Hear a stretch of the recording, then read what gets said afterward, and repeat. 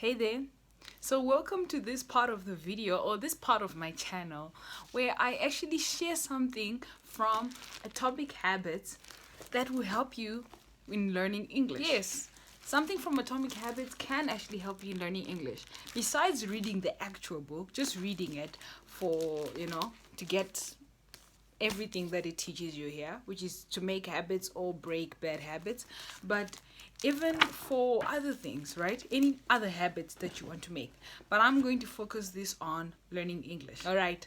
So I would actually like to read the part which says your habits can compound for you or against you. Okay. So I'm going to put a headline over here. So your habits can compound for you or against you. I don't know, the word compound, I hope that you're thinking of finances and the bank, because these institutions work with compound interest.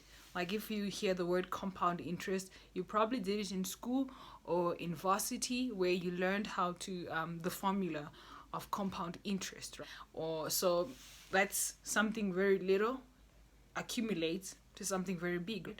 Like you want to buy an iPhone 14 and you don't have $1,000 or however much iPhone 14 is. I think in rands, not dollars.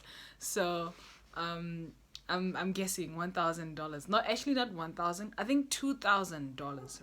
Okay, iPhone 14 maybe like $2,000, and you don't have the money for iPhone 14. So what do? You ask your bank, could you please borrow me some money to pay off this, right? So you could borrow money and pay for this iPhone, or you could also pay for this iPhone in installments, right? So what does that mean? That's actually another word I taught you in the previous video. If you don't know what installments is, please check one of my videos. The word installments is probably there. So installments, so you pay for it little by little, right? So maybe that little percentage they add is going to build up into, you find out that after paying that company for this iPhone 14, which was initially $2,000, it'll amount to $3,000. You actually paid the full price of your phone, and you paid another half of that same amount. Or sometimes you could have paid even, like, you would have paid for the phone twice. You could have literally gotten the phone twice. Yes, I know it's crazy. Even the bank, I mean, if you borrowed from the bank and you paid for the phone, still paying off the bank is going to be similar to just paying off these people, right? You still pay them in installments. But anyway, I kind of just went off to this about this whole scenario. Let me read what I actually wanted to read to you guys. So it says your habits can compound for you or against you, right? Like with the iPhone, that's not for you. I mean, you're going to buy 2 iPhones, but instead you get one.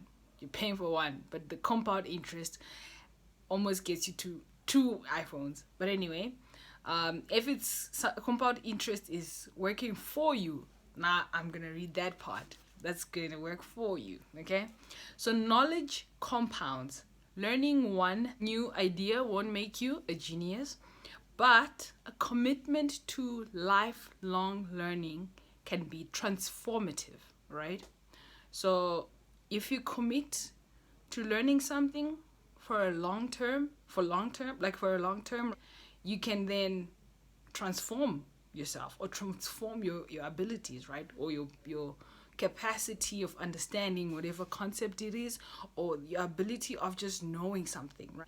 So that can be transformed because of compound interest or compounding of knowledge. So furthermore, each book you read not only teaches you something new, but also opens up different ways of thinking about old ideas, right?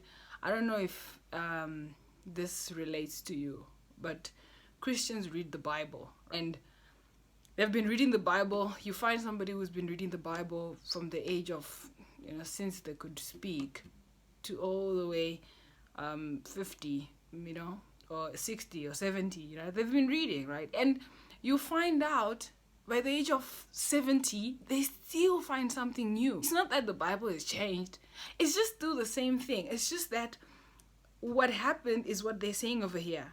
Different ways of thinking about old ideas. So they get different ways of thinking about old ideas because of the circumstances that may have changed, right? Maybe they've experienced more life, and now they have just, you know, they've got now a bigger scope to deal with, right? Like now they've experienced all these things that are mentioned in the Bible, so now it's like so real to them, like, whoa, this means so like this much to me. So like right now I'm single, and if I'm reading the Bible right now, I read stuff that says, oh, marriage mates, so and so forth, right? Things about married people. Maybe that may not appeal to me right now, and I'm just reading it. But when I'm married, it's going to hit different. It's going to be very different for me, because now I'm actually married. I actually need to use some of this stuff like practically in my marriage. Okay, I'm gonna carry on reading. As Warren Buffett says, that's how knowledge works. It builds up like compound interest. I think we all know Warren Buffett. If you don't, here's a picture. So, I mean, the third richest person on earth. Is it third?